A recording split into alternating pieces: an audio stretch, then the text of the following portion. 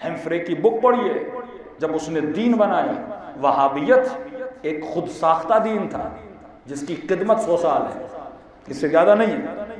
اب ولایت کی برکت دیکھیے کہ ولایت کی برکت کیا ہے۔ مومن سمجھتا نہیں ہے کہ ولایت کی برکت کیا ہے۔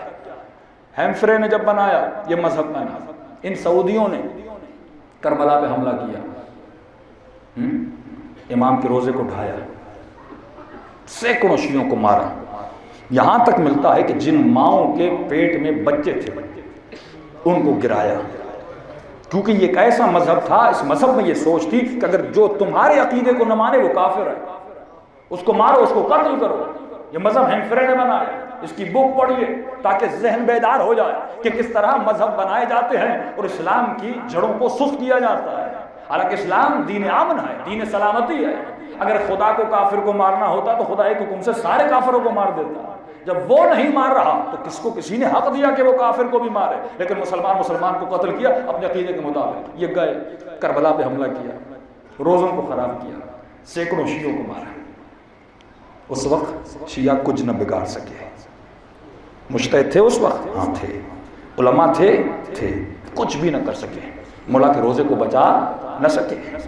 صلاح الدین ایوبی شام میں سینکڑوں شیعوں کو مارا، اس ظالم نے بڑے شیعوں کو مارا، اور اس زمانے کے شیعہ ساؤتھ افریقہ میں آج بھی ہیں، تو اس کے ظلم سے وہاں بھاگ گئے، برازیل کی سائٹ پہ، ساؤتھ افریقہ کی سائٹ پہ بڑے بڑے شیعہ وہاں پہ بھاگ گئے اس ملعون کے ظلم کی وجہ سے۔ سوال یہ ہے اس وقت کیوں کسی نے نہ بچایا؟ اجتہاد تھا، مجتہد تھے، سب کچھ تھا، لیکن شیعہ کچھ نہ بگاڑ سکے۔ لیکن آج پوری دنیا کی طاقت جمع ہوئی، اس نے داعش بنایا۔ 150 کلومیٹر کے فاصلے پہ کربلا تھا، انہوں نے کہا ہم کربلا گرائیں گے، بی بی زینب کا روزہ گرائیں گے۔ ان کو وہ ٹیکنالوجی نانو ٹیکنالوجی کہتے ہیں، یعنی انسان کی بدن کی گرمی پہ میزائل لگتا ہے، کوئی انسان بچ بھی نہیں سکتا، بدن کی گرمی کا وہ محسوس کرتا ہے اور سیدھا جا کے گولیاں میزائل جا کے لگتا ہے۔ ایسی بڑی بڑی ٹیکنالوجیز ان کو دی گئی، پیسہ دیا گیا، طاقت دی گئی۔ پہلے زمانے میں بھی یہی ملعون تھے، لیکن انہوں نے روزوں کو گرایا، انہوں نے معصومین کے روزوں کو شہید کیا، انہوں نے سینکڑوں شیعوں کو قتل کیا، انہوں نے جنت البقیع کو گرایا، لیکن کوئی کچھ بھی نہ کر سکا۔ لیکن آج جب یہ گرانے چلے، ان کو چند دنوں میں نکال دیا گیا۔ بی بی زینب کا روزہ بچ گیا، امام حسین کا روزہ بچ گیا۔ یہ طاقت کس کی تھی؟ یہ ولایت فقیہ کی طاقت تھی۔ اگر یہ ولایت نہ ہوتی یہ ملعون کربلا تک پہنچ جاتے۔ مراجع اس زمانے میں بھی تھے، لیکن کوئی فقیہ کی ولایت نہیں تھی۔ وہ امریکہ کا ڈرون جس کو کوئی ڈیٹیکٹ نہ کر سکا، یہ طاقت ولایت فقیہ تھی کہ اس ڈرون کو گرا دیا۔ اب یہ ٹرمپ تو جھوٹ بولتا ہے نا کہ میں نے کہا کہ نہیں حملہ نہیں کرنا، کوئی 150-200 لوگ مر جائیں گے۔ حالانکہ انٹرنل رپورٹ یہ تھی بھائی اگر لوگ مرتے تو تم نے اتنے جہاز بھیجے کیوں تھے؟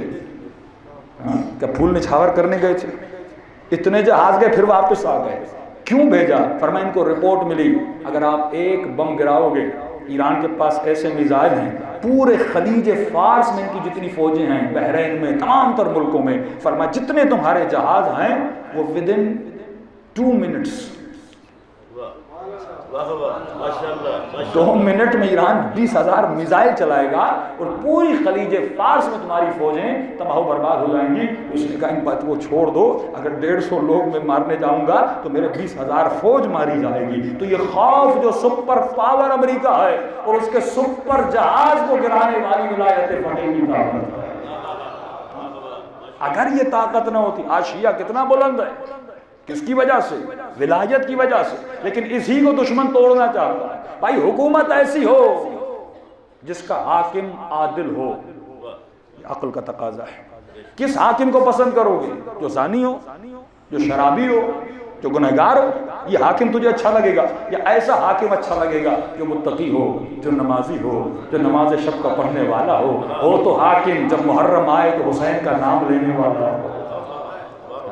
یہ کون سی ولایت؟ یہ فقیہ کی ولایت ہے جو سلسلہ امام زمانہ نے حکم دیا کہ اے لوگو میرے بعد اسے مجتہد ماننا جو سب سے بڑا فقیہ ہو، جو عادل ہو، جو متقی ہو، جو پرہیزگار ہو، کیونکہ جب تک اس دنیا میں آپ کی حکومت نہیں ہوگی آپ کبھی بھی دین کو اتنی جلدی نہیں پھیلا سکتے. جب سے انقلاب آیا دین کہاں کہاں تک پھیلا. افریقہ جائیے, مڈغسکر جائیے, نیروبی جائیے, جہاں جہاں جائیں گے دین اسلام پھیلا. یہ کس کی برکت تھی؟ یہ ولایت کی برکت تھی. جب فقیہ اور عالم کسی جگہ پہ آتا ہے تو اس کی اتنی برکتیں ہوتی ہیں. جب ایک فقیہ حاکم بنتا ہے اس کی اتنی برکت ہے. اب تصور کرو جب مہدی زہرا حاکم بنے گا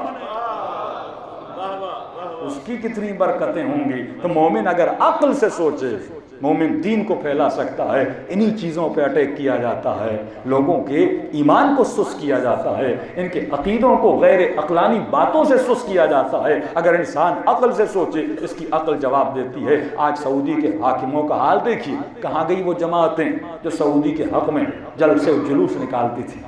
آج کوئی نہیں نکل رہا. جب سے انہوں نے سنیما کھول دیے, جب سے انہوں نے جوئے کے اڈے کھول دیے, جب سے انہوں نے رقص کے محفلیں سجا دی. میں نے اس دن ایک کلپ دیکھا, رقص کرتے ہوئے وہ عورت قرآن پڑھ رہی. یہ وہی کام ہے جو ان کے آباء و اجداد نے کیا تھا. اس نے نو کے نیزہ پہ قرآن کو رکھا تھا, اس نے گناہ کی محفلوں میں قرآن کو لایا. یہ جگہوں کو بدل رہے ہیں, یہ دین کو تباہ کرنے کے لیے آئے ہیں, یہ دین اسلام کو تباہ کرنے کے لیے آئے ہیں. اور آج دفاع کون کر رہا ہے؟ اتنے شہید شام میں کس نے دیے؟ بی بی زینب کے روزے کو کس نے بچایا؟ اتنے جوان جنہوں نے اپنی جانوں کو قربان کیا وہ کس نے قربان کیا؟ یہ مجلس کا مقصد تھا لِأَأْمُرَ بِالْمَعْرُوفِ وَأَنْهَى عَنِ الْمُنکَرِ. اس مجلس کے ذریعے سے انسان کا وجود بنے, انسان